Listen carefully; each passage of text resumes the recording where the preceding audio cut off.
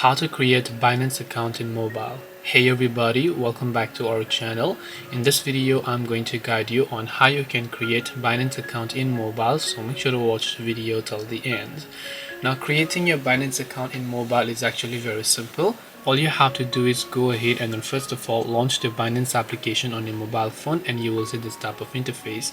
Now, if you already have an account, then you can basically just tap the login button there, but since you don't have an account, you can just tap the sign up button from the bottom right of the screen. Now from here, if you don't have an account, you can tap on sign up with email or phone, and all you have to do is simply make sure to enter your email address or a phone number that you would like to use for your Binance account. Tap on the next option. It will also ask you to create a password, and after you have done that, your Binance account will get successfully created. That's all it takes to create a Binance account. Hope this video was very helpful. If you have got any more questions, then feel free to also leave them down below. Thank you for watching till the very end of this tutorial, and see you soon in the next video.